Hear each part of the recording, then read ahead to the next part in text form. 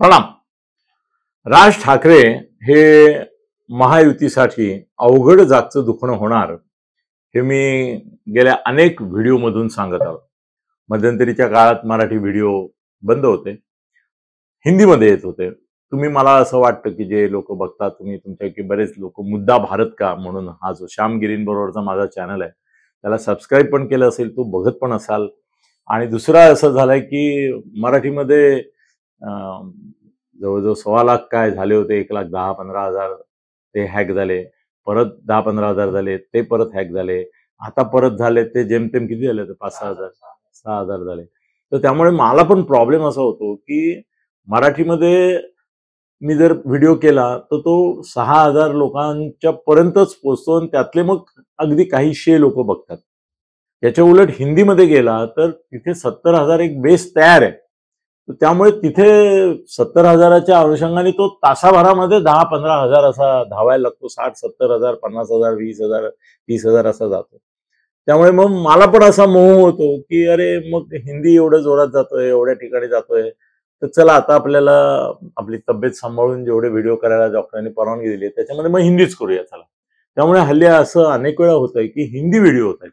अर्थात हा मराठीवरचा अन्याय, माझ्या मातृभाषेवरचा अन्याय, माझ्या मराठी प्रेक्षकांवरचा अन्याय की ते सबस्क्रायबर होते ना 1,10,000, ते कदाचित शक्यता अशी की बघतील, पण अनेकांना अनिल गगनभेदी थत्ते हे जे नवीन नाव आहे माझं तेच अजून माहिती नाही की ते आता नाव नवीन बदललं आहे हे माहितीच नाही. त्यामुळे तिथे वर्दळ कमी आहे. त्यामुळे मला असं वाटतं की काय 500-700 लोक बघणार असतील तर त्याच्याकरता परत आपण एवढा वेळ द्यायचा हे करायचा, त्यापेक्षा इकडे एकदम फटकन 50-60-70 हजार लोकांचा हे आहे. हा माझा दोष आहे खरं म्हणजे, असं व्हायला नाही पाहिजे. अनेक सुरुवातीला आपण मराठीमध्ये सुरू केले तेव्हा सुद्धा कुठे असं 200-500 लोकांनी सुरुवात केली, करता करता ते 1,00,000ला गेलं होतं आणि पुढे तर लोकांना आवडला तर व्हिडिओ तुफान जातो. तसं मी करायला पाहिजे, ती माझी चूक आहे, ती मी मान्य करतो. पण त्यामुळे मराठी व्हिडिओ फारसे होत नाहीत. पण आता मी प्रयत्न करीन की मराठी व्हिडिओ पण हिंदी प्रमाणेच व्हायला पाहिजेत. फक्त आता एकच करतो, काय होतं की विषय जे असतात ते इकडे घेतले तिकडे घेतले नाही, की तिकडे घेतले इकडे घेतले नाही, असं जे द्वैत होतं त्याच्यामुळे मग गोंधळ होतो. म्हणजे मला जे सांगायचं असतं ते जर मी मराठी व्हिडिओ आधी केले तर तिथे सांगून मोकळा होतो. मग वाटतं की आता परत काय रिपीट हिंदीत करायचं, किंवा हिंदीत सांगून टाकलं तर असं वाटायचं मराठीत परत तेच काय सांगायचं. पण असं दिसतंय की दोन्हीचा वर्ग जो आहे, प्रेक्षक वर्ग, तो वेगळा असतो. जर तोच व्हिडिओ, आता कालचा परवाचा एक व्हिडिओ काहीतरी 60-70 हजार तिकडे गेला आणि सेम विषयावरचा इकडे काहीतरी 1,000 पण नाही गेला, याचा अर्थ 1,000 लोकांनीच मराठी पाहिला आणि तिकडे एवढा प्रचंड गेला, तो 60-70 हजार गेला. तर मग मी तो विषय तिकडे नसता घेतला तर अन्याय झाला असता, 60-70 हजार लोकांपर्यंत पोचलो नसतो. तर आता सध्या मी पॉलिसी अशी घेतली की तुम्ही मराठी बघायचं तर मराठी बघा, नाही तर हिंदी बघा. हिंदीमध्ये मी जास्त चर्चा स्वरूपात असल्यामुळे जास्त रंगून ती चर्चा होते, त्यामुळे हिंदी बघा पाहिजे तर मराठी बघा. मला काय त्याच्यावर तुमचा आग्रह नाही. आता बघा 3 मिनिटं 24-26 सेकंद मी याच विषयावर तुमच्याशी बोललो. पण माझा मूळ विषय असा आहे की राज ठाकरे यांना घेतल्यामुळे महायुतीला खरोखर महायुतीला लागलेली पनौती म्हणजे राज ठाकरे असं समीकरण बनताना दिसतंय. फार नाराज आहेत हो, सगळे लोक नाराज आहेत. एकनाथ शिंदेचे नाराज आहेत, तुमच्या अजितदादांचे लोक नाराज आहेत. त्यांचं तर काही त्यांच्याशी देणं घेणंच नाही. पण शिंदे शिवसेनेचं असं आहे की त्यांचं वैर आहे ठिकठिकाणी. शिंदे सेनेचे जे लोक आहेत त्यांचं वैरच आहे मनसेवाल्यांशी. मनसे निघालीच मुळामध्ये शिवसेनेच्या नकारात्मक भूमिकेतून. म्हणजे शिवसेना ज्यांना नको आहे, पण मराठी माणसाच्या संदर्भामध्ये ज्यांना आकर्षण आहे, मराठी माणसासाठी लढण्याची तयारी आहे, तेच लोक शिवसेनेतून बाहेर पडून मनसेत गेले. साहजिकच त्यांच्या मनामध्ये शिवसेनेबद्दलचा राग असणं, क्रोध असणं, प्रतिक्रियात्मक अशी निगेटिव्ह भावना असणे स्वाभाविक आहे. म्हणजे भारतीय जनता पक्षाबद्दल फार निगेटिव्ह नसेल, आहे निगेटिव्ह असणार. याचं कारण असं आहे की 19च्या निवडणुकीमध्ये मोदी शहांना एकही शिवी घालायची बाकी ठेवली नव्हती राज ठाकरेंनी. आणि त्यांच्या शिवसैनिकांची मन नावाची काही गोष्ट असते का नाही बाबा.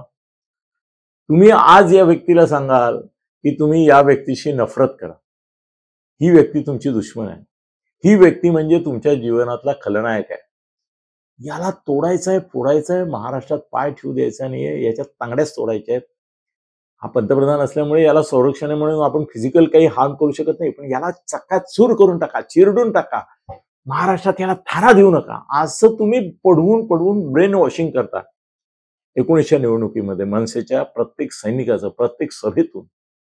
आता हे ब्रेन वॉशिंग जर यशस्वी झालं असेल तर त्याच्या मनामध्ये ती विषवल्लीची बीज जी आहे ती रुजलीच असणार. आणि ती 5 वर्षामध्ये आत्ता भूमिका बदलली ना राज ठाकरेंनी, गेल्या 2 महिन्यात बदलली. तोपर्यंत 4.5 वर्ष, पावणे 5 वर्ष ही विषवल्ली जी भाजपच्या विरुद्ध, मोदींविरुद्ध, शहाविरुद्ध होती, ती राज ठाकरे काही भूमिका त्यांच्या बाजूने घेत नसल्यामुळे फोफावत होती मनसेच्या सैनिकांच्या मनामध्ये. त्या विषवल्लीची अशी पारंब्या इकडे तिकडे लोंब्या करून हे वाजल्या होत्या. एका रात्रीमध्ये तुम्ही परत त्यांना कसं जाणार की आपण मोदींना पाठिंबा देऊ? नाही होत असं. इतकं विष ते भिंत डोक्यामध्ये त्या माणसांच्या. आणि राज ठाकरे यांची ताकद आहे, एक हिप्नॉटिझम आहे त्यांच्याकडे, एक हिप्नॉटिक स्पेल आहे त्यांच्याकडे. ते ज्यावेळेला बोलतात त्यावेळेला त्या क्षणाला तो समुदाय त्यांनी मास हिप्नॉटिझममध्ये काबीज केलेला असतो. तो ते जे बोलतील ते अंतिम सत्य मानत असतो, ते मनामध्ये रुजवून घरी जात असतो. जर 19च्या निवडणुकीमध्ये हे विष पेरलेलं आहे आणि ते फोफावलेलं आहे, ते रुजलेलं आहे मनसे सैनिकांच्या, तर ते मोदी शहांच्या बाजूने अचानक वळते एका रात्रीत. राज ठाकरे एकटे बदलू शकतात, पण मनसे सैनिक कसं काय भाजपच्या बाजूने? तो म्हटलं कालपर्यंत तर माझ्या अंगात असं नाव घेतलं मोदींचं तरी माझा अंग गरम होत होता, डोकं भितरत होतं. आणि कारण राजसाहेब होते, कारण राजसाहेबांनी आमचं ब्रेन वॉशिंग केलं होतं मोदी आणि शहांविरुद्ध. तर अचानक मोदींशांवर प्रेम करा असं कसं काय सांगता येईल? नाही सांगता येत ना, नाही सांगता येणार. आणि सांगितलं तरी मन म्हणजे मन असतं. मन म्हणजे काही असं हे नाहीये गोष्ट की जी तुम्ही इथून उचलून इथे ठेवली की लगेच तिची सिच्युएशन किंवा मानसिकता बदलली, असं नसतं. मन घडवतं, मन घडतं, ते प्रोसेसमधून घडतं, पण ते बदलण्याची पण एक प्रोसेस असते, त्याला वेळ द्यावा लागतो. हा, राज ठाकरे यांनी समजा 2.5 वर्षापूर्वीच म्हटलं असतं की मला आता वाटते की मोदींची वाटचाल योग्य प्रकारे चालू आहे, त्यामुळे महायुतीची पण वाटचाल महाराष्ट्रात चांगली आहे, त्यामुळे ज्या वेळेला 2.5 वर्षांनी उद्धव ठाकरे गेले आणि यांची सत्ता आली एकनाथ शिंदे यांची, त्यावेळेला जर भूमिका घेतली असती की या महायुतीला माझा पाठिंबा आहे, एकनाथ शिंदे आणि देवेंद्र फडणवीस यांची ही जी युती झाली त्यावेळी ती महायुती झाली, यांच्यासारखी अजितदादा नव्हते, अशोक चव्हाण नव्हते, तर 2.5 वर्ष मिळाली असती त्या प्रक्रियेला राज ठाकरेंच्या संदर्भामध्ये आणि या दोघांच्या संदर्भात विचार करायला. आज मनसे सैनिकाच्या मनात शिवसेनेच्या बद्दल काय आहे, शिंदेच्या शिवसेनेबद्दल एकच विचार आहे की हे आपले नाहीत. भाजप संदर्भात हे मोदी शहांची माणसं आहेत. साहेब नव्हते का बोलले, काढ रे तो व्हिडिओ, लाव रे तो व्हिडिओ. तो व्हिडिओ जो लावलाय ना तो इथे उमटलाय मनसे सैनिकांच्या. 19चा व्हिडिओच अजून आहे, नवे व्हिडिओ तर आलेच नाहीयेत अजून. तर मोदी आणि शहांच्या बाजूची जाहिराती, व्हिडिओ, भाषण काहीच नाहीये. उलट प्रॉब्लेम असा आहे की मोदींच्या सभांवर सभा होत आहेत आणि त्याला राज ठाकरे यांना बोलवलं जात नाहीये. भीती वाटते सगळ्यांना की ते काय बोलतील मोदींसमोर, म्हणून त्यांना तिथे बोलवत नाहीयेत. त्यांच्या कार्यकर्त्यांना बोलवत नाहीयेत मनसेच्या. याचं कारण त्यांना भीती वाटते की ज्याला स्टेजवर घेऊ तो पुढल्या वेळेचा विधानसभेचा मनसेचा उमेदवार असणार आहे इथलाच. म्हणजे माझ्या विरोधात किंवा ते जे काही 6 आमदार जमतात त्यांना भीती हीच आहे की हा मनसेचा उमेदवार आमच्या व्यासपीठावर येऊन मोदींच्या आशीर्वादाने आमची वाजवणार उद्या. त्यामुळे ती घाबरलेले आहेत. आता बघा की एकनाथ शिंदे यांची इच्छा आहे की संजय निरुपमला तिकीट द्यावं. ते काय उत्तर पश्चिम मुंबई काय जे आहे तिथून त्याला तिकीट द्यावं. आता उद्या जर मनसेला दक्षिण मुंबईची जागा मिळाली, आता हे चिन्हावरून बिनसलं करी तुम्हाला माहिती आहे ना, की माहिती आहे ना, म्हणजे माहितीच आहे की 2 जागा मनसेला द्या असं अमित शहा आणि मोदींनी सांगितलं. स्वतःच्या कोट्यातून नाही, भाजपच्या कोट्यातून नाही, शिंदेच्या कोट्यातून. शिंदेना त्यांनी सांगितलं की 2 जागा द्या ना, एक दक्षिण मुंबईचे द्या आणि एक उत्तर पश्चिम मुंबईचे द्या किंवा नाशिक द्या. पण या 2 मुंबईतल्या सीट, कारण मुंबईच्या पलीकडे मनसे नाही असं त्यांचंही मत आहे. पण शिंदे साहेबांनी काय सांगितलं काहीच हरकत नाही. पण चिन्ह आमचं धनुष्यबाण. राज ठाकरे भडकले, चवताळले, चिडले. त्या दिवशी त्या सभेमध्ये तर त्यांनी सांगितलं, माझं इंजिन आणि ते काढून टाका म्हणून तुम्ही सांगणारे कोण? कोण तुम्ही आम्हाला सांगणार की आम्ही आमच्या चिन्हावर नाही लढायचं, तुमच्या चिन्हावर लढायचं? मला ऑफर केलं गेलं होतं की आमच्या चिन्हावर लढा आणि 2 जागा घ्या, मी नाही घेतल्या. हा खरं म्हणजे एकनाथ शिंदे यांच्या संदर्भातलं अपमानास्पद हे विधान होतं. त्यांचा अपमानच होता की मी धुडकावला, तुच्छता, धिक्कार, निषेध. मला सांगतो तुम्ही चिन्ह बदला आणि उभे राहा, असं हडत हुडूत केल्यानंतर तिथे समजा हे हडत हुडूत झालं नसतं आणि शिंदेनी माघार घेतली असते. शिंदेने शेवटपर्यंत माघार नाही घेतली. ते म्हणाले नाही, कुठल्याही परिस्थितीत ह्या 2 जागा धनुष्यबाण.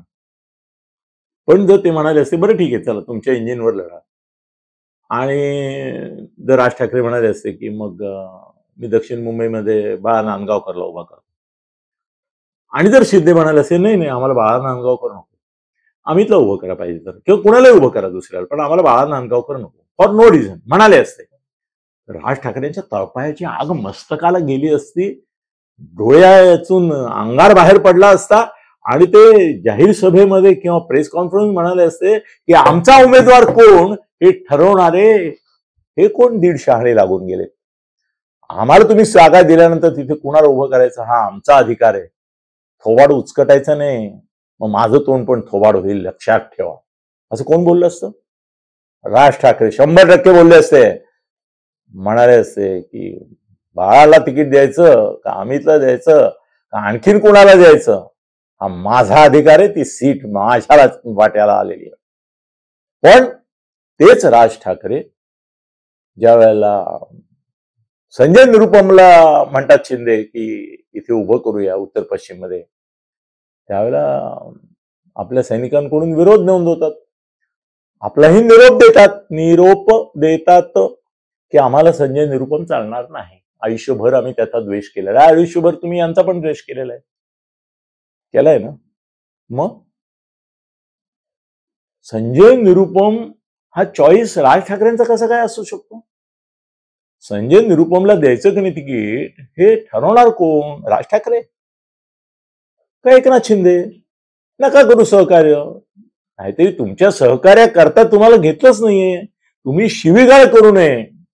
तुम्ही मोदी, शहा, फडणवीस, अजितदादा, एकनाथ यांच्याविषयी शिवीगाळ करू नये एवढ्या एकमेव अद्वितीय अशा कारणाकरता तुम्हाला घेतलेलं आहे महायुतीमध्ये, बाकी काय तुम्हाला घेणंच नाहीये. तुमच्यामुळे 19लाही मतं कमी झाली नाही, जेवढे यायचे तेवढे आलेच होते, 42 आले होते चांगले खणखणीत, आणि याही वेळेला तुम्ही पाठिंबा नाही दिलात, उद्या काढून घेतलात, काढणार, काही होऊ शकतं.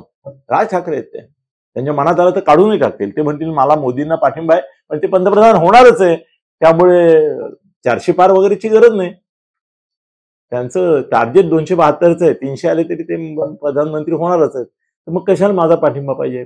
नाहीतरी माझ्या पाठिंबामुळे पुढे फरक पडतो असं तुमचे लोक कुजबुजत असतात, नाही पाहिजे.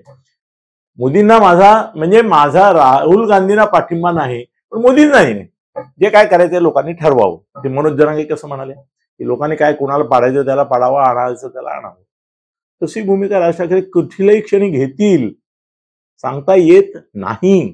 पण राज ठाकरे जेव्हा म्हणतात की संजय निरुपम चालणार नाही, त्यावेळेस ते शिंदेच्या हक्कावर गदा आणतात. आता शिंदे तिथे तडजोड म्हणून त्या रवींद्र वायकरला द्यायला निघाले तिकीट. आता गंमत अशी की रवींद्र वायकर विरुद्ध किरीट सोमय्यांनी जवळजवळ त्याला तुरुंगात टाकत आणला होता आणि एवढे आरोप केले होते, आणि रवींद्र वायकर म्हणजे दुसरा मिलिंद नार्वेकर होता. रवींद्र वायकरच्या माध्यमातून तर वहिनी साहेबांचे पण व्यवहार, त्याच्या बायकोचे आणि वहिनी साहेबांचे सगळे व्यवहार त्या बंगल्या बिंगल्यांचे झाले होते. रवींद्र वायकर हा पार्टनरच आहे, बिझनेस पार्टनर आहे उद्धव ठाकरेंचा. ठीक आहे, तो आता इकडे आलाय, पण रवींद्र वायकरला तुम्ही तिकीट देणार अमोल ह्याच्या विरुद्ध, तर अमोल कीर्तीकरच्या, तर लोक विचार करतील अमोल कीर्तीकर तरुण आहे, बरेच प्लस पॉइंट आहेत त्याच्याकडे, तोही भ्रष्टच आहे, तोही खिचडीच आहे, तो खिचडीच्या चिखलात बुडालेला आहे, हाही भ्रष्टाचाराच्या चिखलात. दोन भ्रष्टाचारी एकमेकावर उभे राहिले, त्यात कुणाला निवडायचं, असंच भाग आहे. पण संजय निरुपमची आणखीन एक वेगळी पार्श्वभूमी आहे. तो एडिटर होता, तो इंटेलेक्च्युअल आहे. त्याला द्यायचं असेल एकनाथ शिंदेना तिकीट, उत्तर भारतीय समाजासाठी काहीच नाहीये ना. एकनाथ शिंदेने एखादंही तिकीट उत्तर भारतीय समाजाला नको का द्यायला? मुंबईमध्ये जर 40% आता उत्तर भारतीय आहेत. मराठी माणूस मुंबई मध्ये 18 ते 22% आहे. आणि हे मी 18 ते 22% सांगतो, याला मला दुजोरा संजय राऊतने दिलेला आहे, आशिष शेलारने दिलेला आहे. मी नावं घेतो ना, त्यांनी पण सांगितलं की मुंबईमध्ये आता 18 ते 22% मराठी माणूस उरलेला आहे. 22 म्हणजे जास्तच सांगतोय मी. मुंबईमध्ये 40-42% उत्तर भारतीय. मग उत्तर भारतीयांना एखादं तिकीट नको द्यायला शिंदेनी? नको का द्यायला?